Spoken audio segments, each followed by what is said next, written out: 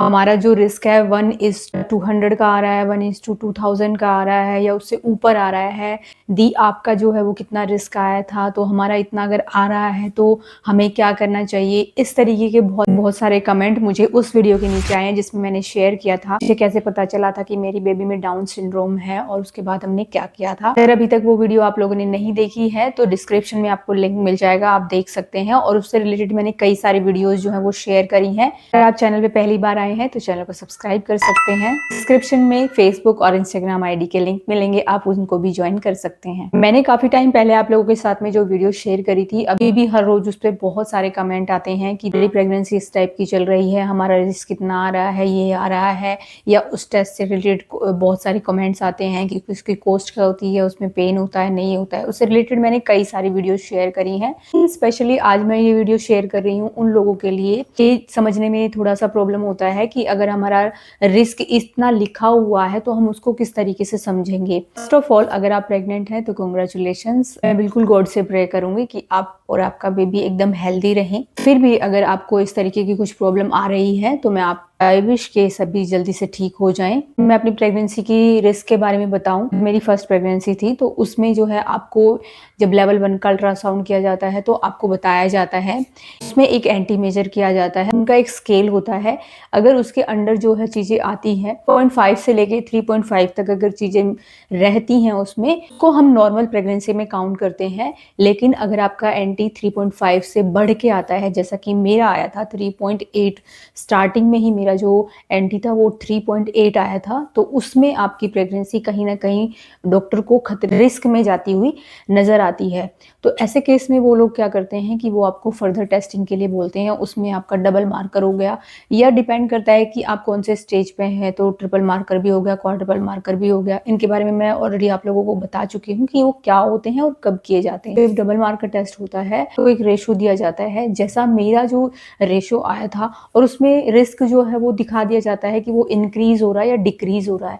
अगर उसमें डिक्रीज वाला आता है तो आपको टेंशन लेने की जरूरत नहीं है, लेकिन अगर उसमें इंक्रीज होता हुआ नजर आता है, क्योंकि मेरा जो है जब मैंने डबल मार्कर कराया था तो 4 से भी ऊपर चला गया था, और रिस्क रेशो जो है ना वो उसमें दिखाया जाता है आपका। तो रिस्क रेशो आया था उसमें 1:15। अब ये 1:15 क्या होता है उसको समझिए। अगर आपका रेशो जो है 1:100 का आ रहा है, या 1:1000 का आ रहा है, या 1:2000 का आ रहा है, इसका मतलब ये है कि जिस रिस्क की बात हम कर रहे हैं उसमें वो रिस्क का नाम नहीं लिखा जाता है। बहुत सारी चीजें होती हैं जो आपकी फर्दर टेस्टिंग से ही पता चलती है कि रिस्क कौन सा है, किस तरीके की प्रॉब्लम आ रही है।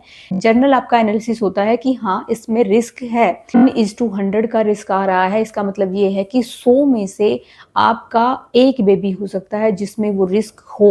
तो इतना इस तरीके से आप समझ सकते हैं। जैसे मेरे मेरे में था, मेरा तो हाई रिस्क इस वजह से था, मेरी तो बहुत ज्यादा हाई रिस्क हो गई थी, क्योंकि मेरा आया था 1:15 भी मेरा रिस्क था। वो इस तरीके से था कि उसमें इतने चांसेस थे कि 15 में से वो एक बेबी हो सकता है जिसमें वो प्रॉब्लम हो सकती है। जो इस लेवल पे ही मेरे डॉक्टर ने बोल दिया था कि डिसीजन आप अभी ले सकते हो, क्योंकि आपका तो बहुत ज्यादा हाई रिस्क है। मेरे पास बहुत सारे, आप उस वीडियो के नीचे कमेंट सेक्शन में देखोगे तो आपको दिख जाएंगे कि इससे भी ज्यादा रिस्क वाले कमेंट्स उसमें आए हुए हैं। जब मैंने डॉक्टर से कंसल्ट किया था तो डॉक्टर ने मुझे ये समझाया था कि अगर आपका 1000 से ऊपर चला जाता है रिस्क रेशियो, अगर 1000 से ऊपर चला जाता है, यानी 1:1000 का रेशो होता है, तब आप कहीं जाके जो है वो ये रिस्क ले सकते हैं कि हाँ हम बेबी को कैरी कर सकते हैं बिना नीडल टेस्ट के ही। फिर भी आपको ये डाउट रहता है कि नहीं कहीं कुछ रिस्क नहीं है, तो आप जो है आप नीडल टेस्ट करा सकते हो, उसमें कोई प्रॉब्लम नहीं है। अगर आपको समझने में ये प्रॉब्लम होती है कि इसका क्या मतलब निकलता है 1:2000, 1:15, 1:100, तो इसका मतलब ये है कि जैसे अभी मेरे पास कुछ एक कमेंट आया था कि 1:1300 कुछ का रेशो बताया था उन्होंने, तो उनका इसका मतलब ये है कि इतने बच्चों में से एक बेबी आपका हो सकता है, बट उसमें 100% श्योरिटी नहीं होती है। 100% श्योरिटी के लिए ही आपको फर्दर टेस्टिंग के लिए भेजा जाता है, जिसमें नीडल टेस्ट हो गया या और भी बहुत सारे टेस्टिंग होती है, जो कि आप जब सब चीजें जो है वो फीटल मेडिसिन एक्सपर्ट्स के पास में होती है।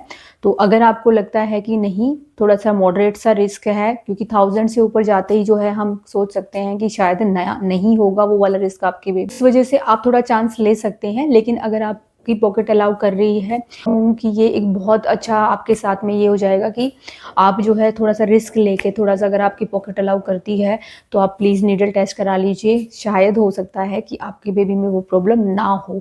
मेरे में तो 100% श्योरिटी इस वजह से हो गई थी क्योंकि मेरा रिस्क तो बहुत ज़्यादा हाई था, 1:15 का रिस्क था। मेरी जो एंटी थी वो तो 4.9 तक पहुँच गई थी। आप समझ सकते हो कि कितना ज़्यादा हाई रिस्क में थी मेरी प्रेगनेंसी। अगर आप लोगों को लगता है कि 1:1000 के अराउंड कम ज़्यादा थोड़ा बहुत हो रहा है, तो उसके अराउंड अगर आपके प्रेगनेंसी में रिस्क शो हो रहा है, तो आप उसको प्लीज़ फर्दर टेस्टिंग के लिए जाइए क्योंकि वो एक आपके लिए एक चांस हो सकता है, आपके लिए चांस हो सकता है।